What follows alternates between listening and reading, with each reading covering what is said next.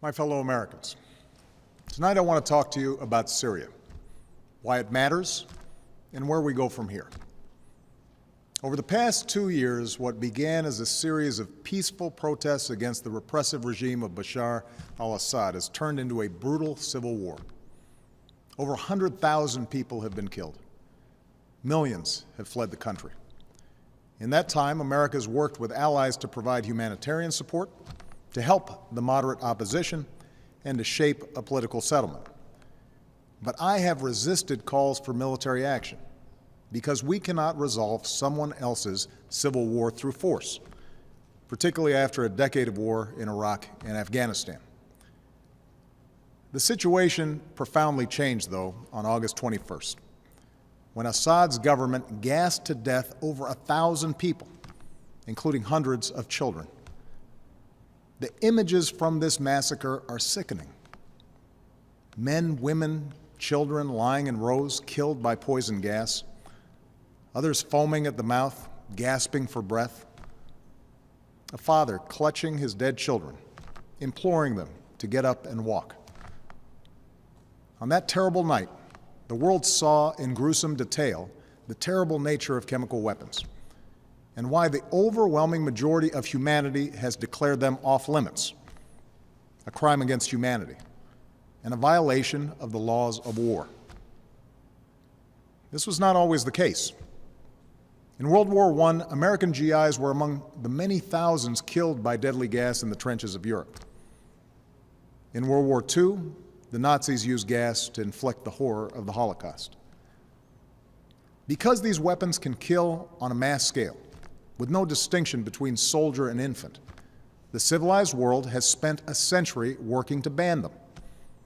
And in 1997, the United States Senate overwhelmingly approved an international agreement prohibiting the use of chemical weapons, now joined by 189 governments that represent 98% of humanity. On August 21st, these basic rules were violated, along with our sense of common humanity. No one disputes that chemical weapons were used in Syria. The world saw thousands of videos, cell phone pictures, and social media accounts from the attack. And humanitarian organizations told stories of hospitals packed with people who had symptoms of poison gas. Moreover, we know the Assad regime was responsible. In the days leading up to August 21st, we know that Assad's chemical weapons personnel prepared for an attack near an area where they mix sarin gas. They distributed gas masks to their troops.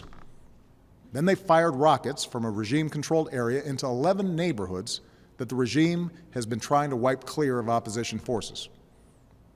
Shortly after those rockets landed, the gas spread, and hospitals filled with the dying and the wounded. We know senior figures in Assad's military machine reviewed the results of the attack, and the regime increased their shelling of the same neighborhoods in the days that followed. We've also studied samples of blood and hair from people at the site that tested positive for sarin. When dictators commit atrocities, they depend upon the world to look the other way until those horrifying pictures fade from memory. But these things happened. The facts cannot be denied. The question now is what the United States of America and the international community is prepared to do about it.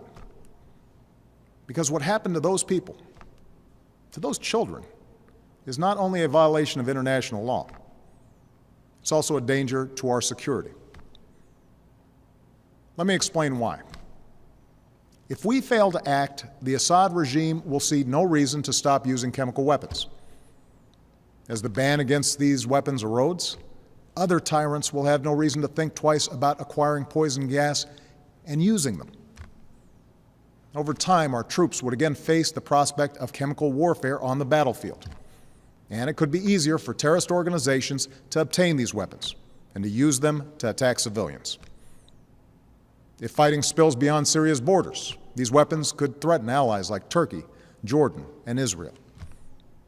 And a failure to stand against the use of chemical weapons would weaken prohibitions against other weapons of mass destruction and embolden Assad's ally, Iran, which must decide whether to ignore international law by building a nuclear weapon or to take a more peaceful path.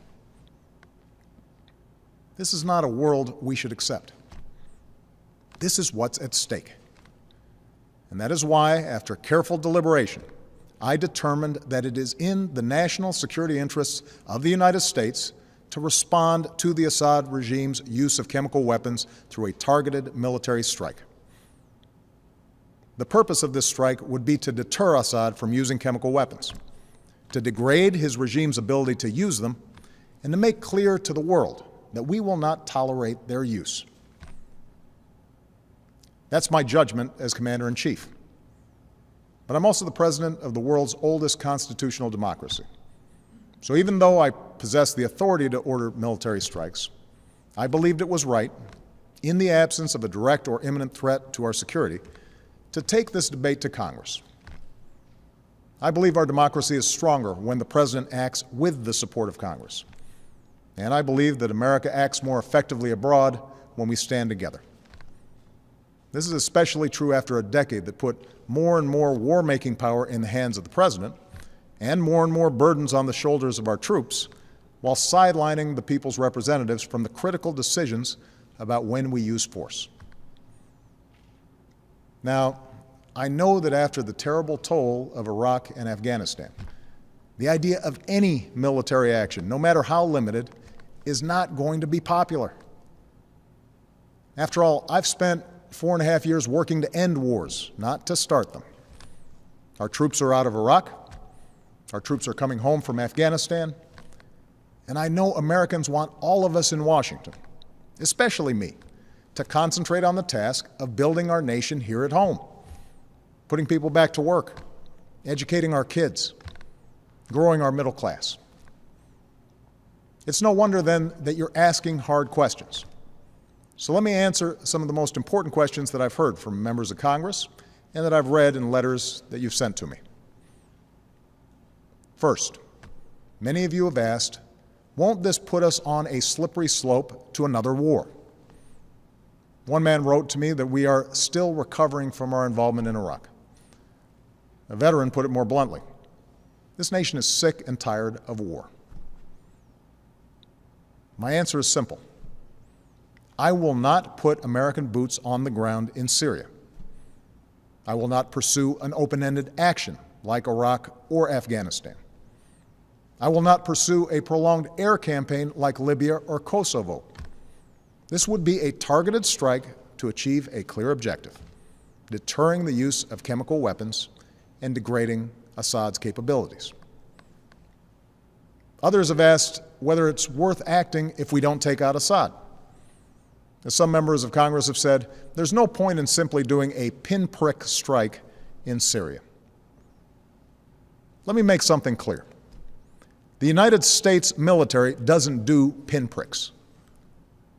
Even a limited strike will send a message to Assad that no other nation can deliver. I don't think we should remove another dictator with force. We learned from Iraq that doing so makes us responsible for all that comes next. But a targeted strike can make Assad, or any other dictator, think twice before using chemical weapons. Other questions involve the dangers of retaliation. We don't dismiss any threats, but the Assad regime does not have the ability to seriously threaten our military. Any other retaliation they might seek is in line with threats that we face every day. Neither Assad nor his allies have any interest in escalation that would lead to his demise. And our ally Israel can defend itself with overwhelming force, as well as the unshakable support of the United States of America. Many of you have asked a broader question. Why should we get involved at all in a place that's so complicated and where, as one person wrote to me, those who come after Assad may be enemies of human rights?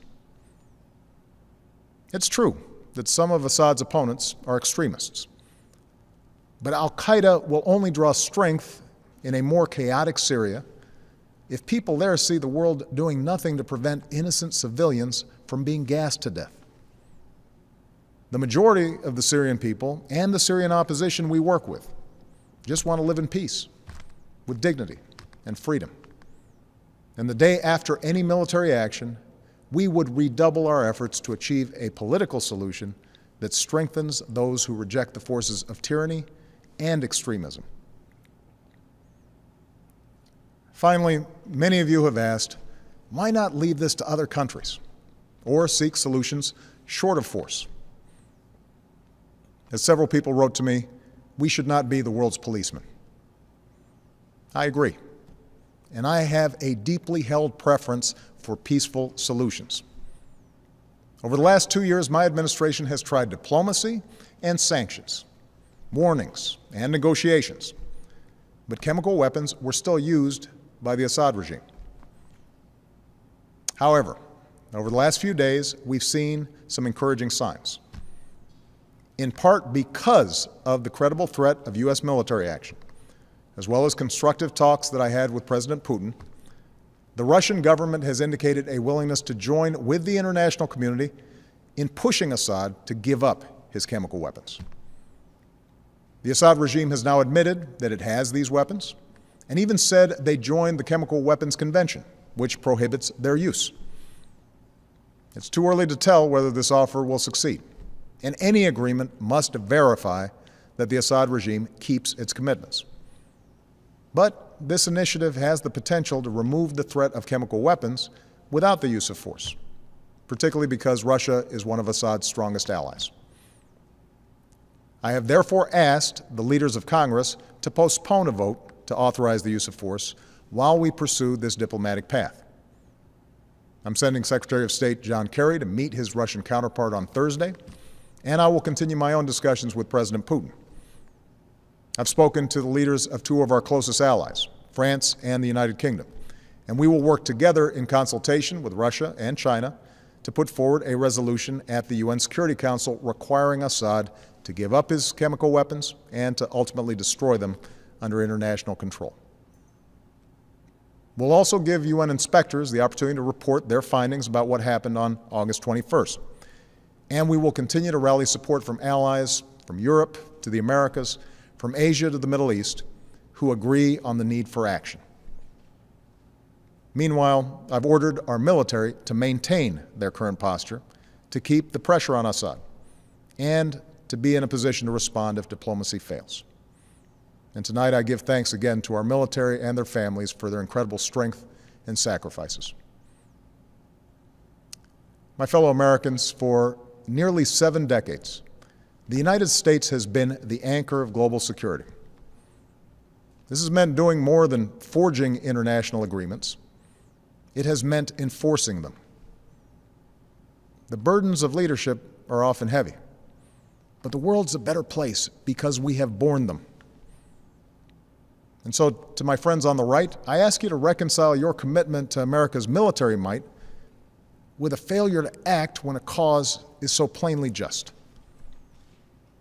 To my friends on the left, I ask you to reconcile your belief in freedom and dignity for all people with those images of children writhing in pain and going still on a cold hospital floor. For sometimes resolutions and statements of condemnation are simply not enough. Indeed, I'd ask every member of Congress and those of you watching at home tonight to view those videos of the attack and then ask, what kind of world will we live in if the United States of America sees a dictator brazenly violate international law with poison gas and we choose to look the other way? Franklin Roosevelt once said, "Our national determination to keep free of foreign wars and foreign entanglements cannot prevent us from feeling deep concern when ideals and principles that we have cherished are challenged." Our ideals and principles, as well as our national security, are at stake in Syria, along with our leadership of a world where we seek to ensure that the worst weapons will never be used.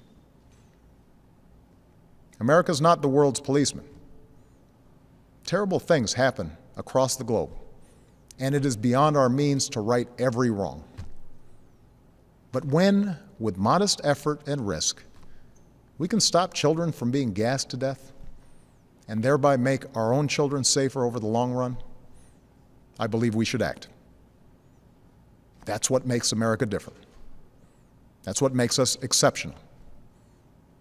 With humility, but with resolve, let us never lose sight of that essential truth.